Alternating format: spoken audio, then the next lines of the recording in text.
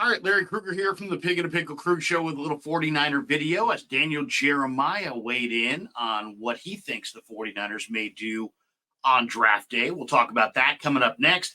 But first, we're brought to you by Pig and a Pickle, the best barbecue in all of Northern California. Check them out in Emeryville and Corte Madera. They're open 7 days a week from 11 a.m. till 8 p.m. or until they run out. Pig and a Pickle. Go get the brisket chili. Go say hi to Damon and Mary and tell them that Larry Krueger sent you. We're also brought to you by Sharp Corners Sports Cards and Collectibles, 205 Cypress Avenue in Pacific Grove. Call Anthony Catania at 831-521-5264. And the first Friday of every month, they're doing a special event down there. Give Anthony a call, and he'll tell you all about it. But it's a phenomenal event with free food and drink, and you can bring your collectibles and buy and trade on the first Friday of every month throughout the summer months, May through September.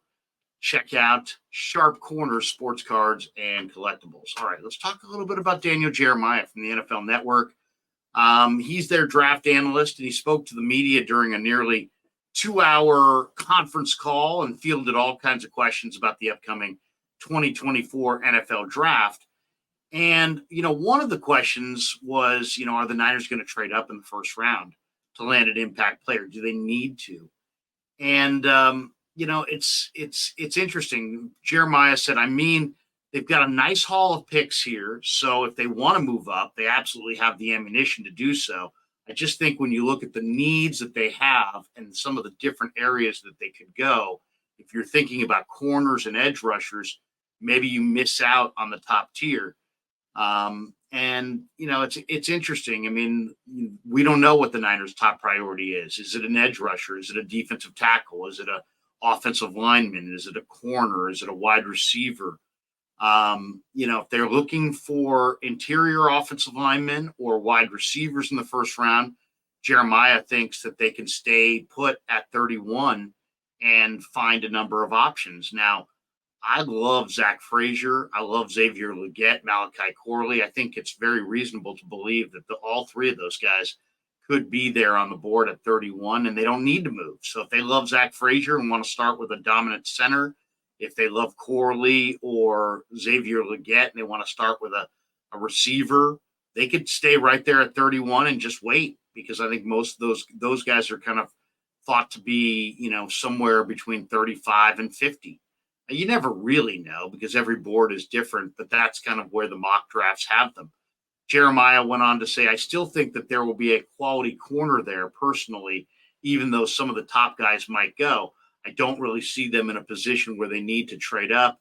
I think this is more filling out your roster and getting a layer of depth. Now, to me, another guy who I think is absolutely could be in their crosshairs is Max Melton, the cornerback from Rutgers, who's a very good prospect. He's incredibly physical against the run. He ran in the 4.3s, very productive player. When you watch the film of Melton, you're like, wow, look at this guy. This guy steps up and starches people. He's a real hitter. And then you see that 4.3 speed and the confidence that he has playing the corner. I think he could be a plug-and-play guy. And I think he could be on the board at 31 if they want to go corner. The other guy is TJ Tampa.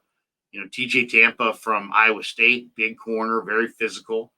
And then Daniel Jeremiah was asked about, do the Niners have the stars in place? And he says they have the stars in place. So I don't think they're in a position where they say, hey, we've got to get up there. We must get this accomplished. I don't feel like they're in that spot here. I think they can be a little bit more patient than that. So he was also asked about the Niners roster, and does he view it as an aging roster that lacks impact youth across the board outside of Brock Purdy? And he didn't really go with that notion, didn't really agree with that. He says, I do think they have such a rock solid nucleus of blue chip players. The elite teams have between 8 to 12 blue chip guys, premier guys. They've got that.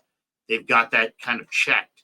So now it's about having the depth in place that you can withstand injuries and not have enormous drop off at these other positions. So I don't think they need a superstar draft, but I think they need depth along the offensive line.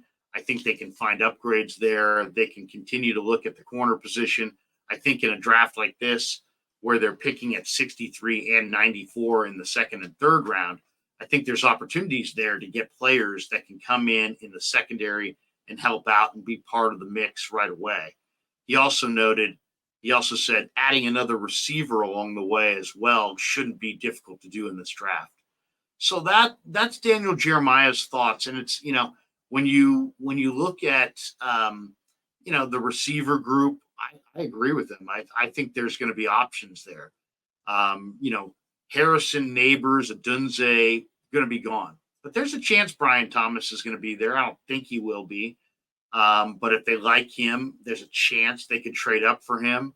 If not, I'm very confident that Troy Franklin, Ladd McConkey, Adonai Mitchell, Xavier Worthy, Keon Coleman, Xavier Legette, Roman Wilson, Ricky Pearsall, Malachi Corley, that next group of wide receivers, I think is definitely going to be on the board for them at 31. And maybe some of those guys may be on the board for them when they pick in round 2. So, and then, I said I like Malik Washington. I like some of the day 3 receivers.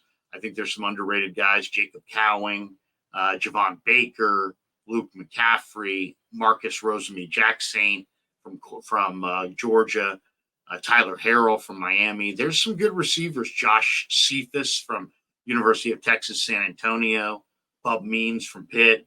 There are some this is David White from Western Carolina is one of my favorite kind of day 3 sleeper wide receivers. So there's no doubt that they're going to be able to get a receiver late. Now, as far as offensive tackle, I think it's safe to say that Joe Alt, Taliesin Fuaga, Fashanu from Penn State, probably J.C. Latham and Troy Fautanu from Washington are probably all going to be gone. But there's a chance at 31 that Amarius Mims is there, that Tyler Guyton's there, that the BYU kid's there, Jordan Morgan from Arizona, Patrick Paul from Houston. I think those guys are all potentially there at 31 if they want them. If they want to wait a little bit, I love that next tier. That includes Blake Fisher, Christian Jones, Roger Rosengarten, Javon Foster, Garrett Greenfield. I think those guys could be there for sure in rounds 2 and 3. And then it's just a matter of, what are you looking for on the offensive line? And then if you are looking for a center, I think that might be the sweet spot. They may be staring at Graham Barton and Zach Frazier. I think those guys are really good centers and could be anchors at center for the next decade. They're going to be there, I believe, at 31. Bo Limmer, who I really like a lot, Tanner Bortolini, those guys are definitely going to be there in the second and third round. So there's centers that are available later. And then, of course, defensive tackle. I mean, I think you always have to look at defensive tackle when you're the Niners. Will Johnny Newton fall to them? He could. He's projected to go 17, but he may fall because of the injuries he's had. Byron Murphy, I think, is probably going to come off the board before they pick. But when they pick at 31, they may be staring at Braden Fisk, Johnny Newton, Rook Ororo, Mason Smith, Michael Hall, Chris Jenkins. They're all probably going to be there when the Niners pick at 31. So that's going to be interesting. Do the Niners go for a top-tier defensive tackle at 31, or do they go for, the 7th or 8th best offensive tackle? So, they're in an interesting spot. I don't necessarily think that they have to trade up. If they want Fuaga or Latham or, a top tackle, one of the real top tackles, offensive tackles, they would have to trade up. But I like the second tier quite a bit. I think they're at 31. They're going to be staring maybe at a choice of, do you want to go Zach Frazier on the offensive line? Do you want to go Marius Mims on the offensive tackle spot? Do you want to go Michael Hall or Aurora Rowe or Johnny Newton or Chris Jenkins at the defensive tackle spot? Do you want to go TJ Tampa or Max Melton at the corner? Do you want to go Cedric Gray or Peyton Wilson potentially at the linebacker spot? I think in a lot of ways, 31 is a great spot for the Niners. And if anything, especially if they don't, they may be able to take 31 and trade down, 5 to 10 spots into the second round and add more draft value and more draft capital, I should say, and still get the player that they covet. So I think they're in a good spot, and as far as depth, they got a bunch of picks. I'm not in the camp that says parlay a bunch of those picks for one guy, because it's football. You need depth. I mean, if you want to be honest about the Niners situation, you could see them drafting potentially a quarterback, maybe a running back, definitely a receiver, definitely a tight end, probably two offensive linemen, at least one defensive tackle, one defensive end, a linebacker, maybe two safeties, and a corner.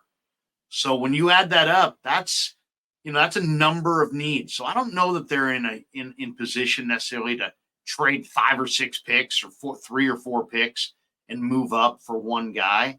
The draft is a crapshoot. And listening to Bill Belichick yesterday on ESPN on the McAfee show talking about wide receivers and quarterbacks, and he made a great point that the history shows, if you look at the numbers, that it's a kind of a 50-50 proposition on whether or not you're going to hit on a receiver or a quarterback when you draft them in the first round. So, do you trade up for, obviously they're not looking for a quarterback, but do you trade up for a receiver? That seems very risky.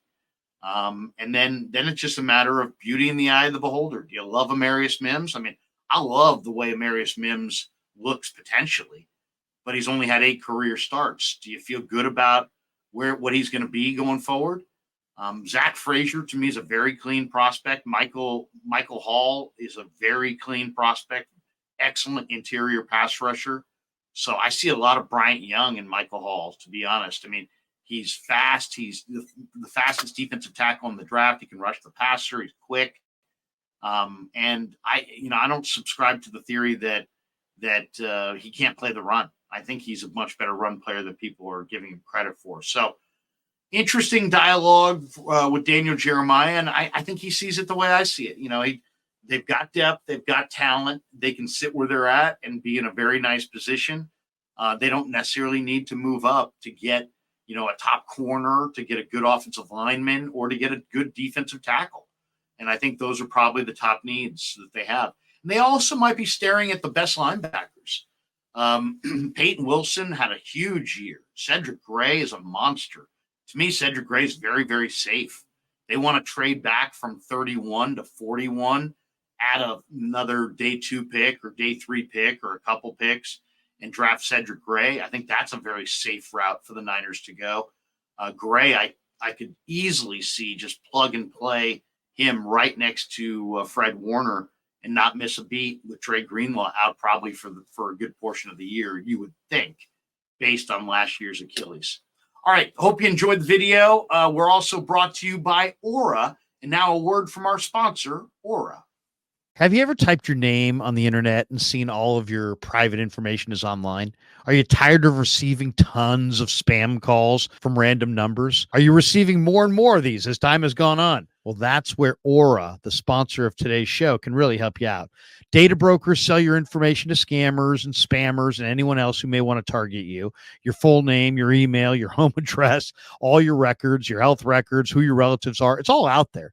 That's why I've been using Aura. Aura shows me which data brokers are selling my information and automatically submits opt-out requests for me. Cleaning up my information not only helps reduce the amount of spam I get, but it also protects me from hackers who could use the information to help them access my social media accounts, my bank accounts, or any other sensitive information. Aura also does so much more to protect me and my family from online threats I can't see. I get other features like antivirus, VPN, password management, parental controls, identity theft insurance, and more without having to download several different apps. It's really easy to set up. And best of all, I get everything at one affordable price. I value my privacy and I value yours. You can go to the link in the description to start your 2-week free trial.